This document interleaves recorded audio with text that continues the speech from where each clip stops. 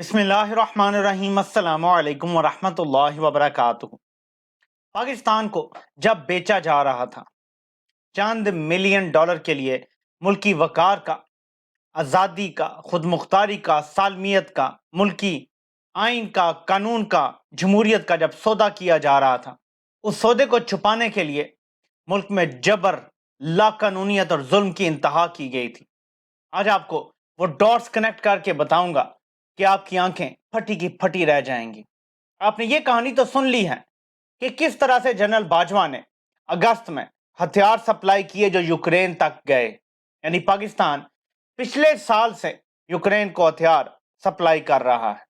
عمران خان کی حکومت جانے کے محض 2 سے 3 مہینے بعد معاہدہ ہو گیا تھا۔ عمران خان نے ایبسولوٹلی ناٹ بولا تو عالمی قوتوں کو یہ لگا کہ جن جنگوں کی طرف ہم جانے لگے ہیں عمران خان ان میں رکاوٹ بنے گا، ہمارے لیے مسائل پیدا کرے گا۔ ان جنگوں کی تیاری بہت پہلے سے کی جا چکی تھی، وہ پھر یوکرین کی جنگ ہو یا موجودہ جو جنگ ہو رہی ہے جو اسرائیل بربریت کر رہا ہے، یہ سب پلاننگ پہلے ہو چکی تھی۔ اس کے حوالے سے آپ کو کچھ تاریخیں بتاتا ہوں، کچھ ثبوت دکھاتا ہوں، لیکن پہلے ہم ذرا یہ سرسری سی نظر دوڑاتے ہیں بی بی سی کی سٹوری پر، جو آپ صبح سے سن بھی چکے ہیں، شاید پڑھ بھی چکے ہیں، اس پر ولاگز بھی دیکھ چکے ہیں، لیکن میں آپ کو اس سے ڈاٹس کنیکٹ کر کے بتاؤں گا۔ ناظرین، یہ سٹوری شروع ہوتی ہے اس ہیڈ لائن سے کہ نور خان ایئر بیس سے 5 خفیہ پروازیں امریکی کمپنیوں سے پاکستان کے لاکھوں ڈالر کی اسلحہ فراہمی کے معاہدے کیا ظاہر کرتے ہیں۔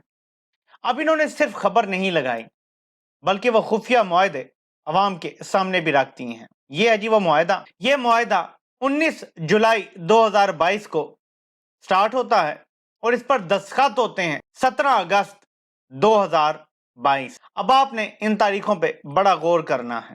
اب جس دوران یہ معاہدے ہو رہے تھے اور پاکستان اسلحے کی سپلائی شروع کر رہا تھا، آپ کو یاد ہوگا کہ ایک خبر آئی تھی کہ امریکی ڈرون بھی ہماری فضائی حدود سے گزر کے جا کے افغانستان میں حملہ کرتے ہیں اور کسی ٹارگٹ کو مار دیتے ہیں۔ اس پہ بڑا ری ایکشن آیا تھا، اس پہ شیریں مزاری نے بھی ری ایکشن دیا تھا، عمران خان نے بھی ری ایکشن دیا تھا، شاید ارشد شریف نے بھی اس پہ پروگرام کیا تھا۔ اب جب یہ ساری پلاننگ ہو رہی تھی، ملک کا سودا ہو رہا تھا، ملک کی سالمیت کا سودا ہو رہا تھا، آزادی کا سودا ہو رہا تھا، خود مختاری کا سودا ہو رہا تھا، آئین اور قانون کو ردی کی ٹوکری میں پھینکا جا رہا تھا، ملک کے مقبول ترین لیڈر کے خلاف کیس در کیس بنائے جا رہے تھے، تو خطرہ یہ تھا کہ جب ملک کا سودا کر رہے ہیں تو آوازیں اٹھیں گی۔ اب آپ نے ان سارے معاہدوں کے دوران خبروں کا تسلسل دیکھنا ہے تو آپ کو سارا کھیل سمجھ آ جائے گا کہ توجہ ہٹانے کے لیے تحریک انصاف پہ کریک ڈاؤن اور جو بڑی توانا آوازیں تھیں ان کے خلاف کریک ڈاؤن کیسے شروع ہوا۔ آپ کو یاد ہوگا کہ عمران ریاض خان پہ بھی کس طرح سے کیسز بنائے گئے، اسی دوران ارشد شریف پہ بھی کیسز بنائے گئے، آپ کو سارا یاد ہوگا۔ تاریخیں یاد رکھیں، 19 جولائی 2022 کو یہ سولیسیٹیشن شروع ہوتی ہے، دستخط ہوتے ہیں 17 اگست کو، یعنی 28 دن کے ٹائم کے اندر اندر یہ سارے معاملات پایہ تکمیل تک پہنچتے ہیں، اور پاکستان نے تقریباً سال سوا سال کا معاہدہ کیا، جس کی اینڈ ڈیٹ ابھی اکتوبر یعنی 14 اکتوبر 2023 کو یہ معاہدہ کمپلیٹ ہوا ہے۔ اب آپ نے ملاحظہ کرنی ہے خبریں۔ پاکستان آرمی کا ہیلی کاپٹر 2 اگست کو کوئٹہ میں ریسکیو آپریشن کے دوران گر جاتا ہے اور اس میں کور کمانڈر کوئٹہ شہید ہو جاتے ہیں اور ان کے ساتھ باقی بھی افسران ہوتے ہیں۔ یہ قلمناک حادثہ تھا، پوری قوم کو اس کی تکلیف تھی، لیکن کیا آپ کو یاد ہے کہ اس کے بعد ایک ان نون اکاؤنٹ جس کے 10 یا 15 فالوورز تھے، اس کی ایک ٹویٹ کو اٹھا کے یہ ثابت کرنے کی کوشش کی گئی کہ تحریک انصاف ملک دشمن جماعت ہے۔ اس نے شہداء کی تذلیل کی۔ شہداء کی تذلیل 9 مئی کے بعد نہیں شروع ہوا بیانیہ، یہ بیانیہ شروع سے جاری تھا، کیونکہ اپنے کرتوتوں کا پتہ تھا، اپنی غداریاں چھپانی تھیں۔ تو کیا بہتر طریقہ ہو سکتا ہے کہ شہداء کے پیچھے چھپ جاؤ، اس سے بہتر تو کوئی طریقہ نہیں ہے۔ تو یہ تب سے کوششیں جاری تھیں کہ شہداء کے پاکیزہ خون کے پیچھے چھپا جائے۔ تحریک انصاف پہ کریک ڈاؤن شروع ہو گیا اور اسی کریک ڈاؤن میں ایک دن بیپر جب شہباز گل نے دیا تو ان کو بھی اٹھا کے لے گئے اور ساری رات تشدد کر کے، ننگا کر کے، الٹا لٹکا کے مارا گیا۔ یہ تاریخ دیکھیں 9 اگست، تو 2 اگست کو وہ کریش ہوتا ہے، ایک کریک ڈاؤن شروع ہوتا ہے سوشل میڈیا پہ، باقی لیڈران کو پکڑا جاتا ہے، تحریک انصاف جی معافی مانگو جی، توبہ کرو جی، اس طرح کا ایک کیمپین چلتی ہے۔ شہباز گل پہ ظلم کی انتہا ہوتی ہے، کسی عدالت سے ان کو ریلیف نہیں ملتا۔ جج زیبا کا کیا ہوتا ہے کہ وہ تشدد کے باوجود دوبارہ ان کا جسمانی ریمانڈ دے دیتی ہیں، جس میں عمران خان لیش آؤٹ بھی کرتے ہیں ایک جلسے کے دوران، ان پر کیس بنا دیا جاتا ہے۔ یہ سب کچھ کس لیے تھا؟ ابھی رکے میں آپ کو بتاتا ہوں. بات یہاں ختم نہیں ہوئی، بلکہ 10 اگست 2022 کو یہ چیک کریں، یہ پکچر آتی ہے ہمارے سامنے کہ ارشد شریف بھی پاکستان چھوڑ کے چلے گئے ہیں. یہ ارشد شریف کی تصدیق کرنے کے لیے پکچر جاری کی گئی تھی FIA پشاور کی طرف سے، لیکن ارشد شریف کے لیے بھی زمین تنگ کر دی گئی تھی. اس کی وجہ کیا تھی؟ آپ ان سارے ڈاٹس کو کنیکٹ کریں.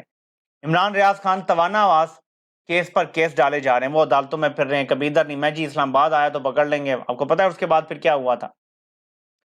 ارشد شریف کو دیکھ لیں کہ ملک چھوڑ کے جانا پڑا کیونکہ ان کو کنفرم اطلاع تھی کہ انہیں مار دیا جائے گا. جب پکڑ لیا تو اسی طرح جیسے شہباز گل کے ساتھ کیا ہے، ننگا کر کے الٹا لٹکا کے مارا جائے گا، اور اس بندے کو یہ قبول نہیں تھا. کیوں یہ سارا کچھ ہوا؟ اپنی غداری چھپانے کے لیے. اور وہ غداری کیا تھی؟ اب دوبارہ واپس آتے ہیں. BBC کے پاس موجود دستاویزات سے ظاہر ہوتا ہے کہ اگست 2022 میں پاکستان نے 2 پرائیویٹ امریکی ملٹری کمپنیوں کے ساتھ $364 ملین کے اسلحے کی فروخت کے معاہدے کیے، جس کے تحت ان کمپنیوں کو پاکستان کی جانب سے 155 mm گولے بیچے گئے. تاہم ان معاہدوں سے متعلق برطانیہ اور پاکستان میں برتی جانے والی رازداری ان پر سوالات کھڑے کرتی ہیں. سوچ نامی ایک فیکٹ چیکر نے حال ہی میں دعویٰ کیا ہے کہ پاکستان نے در حقیقت ان 2 امریکی پرائیویٹ کمپنیوں کے ذریعے یوکرین کو ہتھیار بھیجے. شاید اسی لیے ان معاہدوں سے جڑے بہت سے حقائق منظر عام پر نہیں آئے. نورتھروپ گرومین سسٹمز کا پاکستان کے ساتھ معاہدہ 17 اگست 2022 کو ہوا، اور یہ اس کے ڈاکیومنٹس بھی انہوں نے لگائے ہوئے ہیں. BBC کی تحقیق کے مطابق گلوبل ملٹری اور نورتھروپ گرومین نامی امریکی کمپنیوں نے 155 mm کے گولے خریدنے کے 2 معاہدے پاکستان کے ساتھ کیے، اور امریکہ کے فیڈرل پروکیورمنٹ ڈیٹا سسٹم سے حاصل کردہ معاہدوں کی تفصیل سے یہ واضح ہوتا ہے کہ یہ ہتھیار پاکستان سے خریدے گئے. دونوں معاہدوں پر 17 اگست 2022 کو دستخط ہوئے. یہ معاہدے بالخصوص 155 mm کے گولوں کے لیے تھے. گلوبل ملٹری کے ساتھ $232 ملین اور نورتھروپ گرومین کے ساتھ $131 ملین کا معاہدہ ہوا تھا. ان معاہدوں کی میعاد گزشتہ ماہ یعنی اکتوبر 2023 میں ختم ہوئی. پاکستانی اسلحے کی برآمد میں 3000% اضافہ ہوا. یعنی جولائی جون جو فائنینشل ایئر 2022 تھا، یعنی 21 سے 22 کے درمیان صرف ہم نے $13.215 ملین کا اسلحہ فروخت کیا، جبکہ فائنینشل ایئر 22-23 جو آ جاتا ہے اس میں ہم نے $415 ملین کا اسلحہ سیل کیا. تقریباً $500 بلین کی یہ گیم تھی.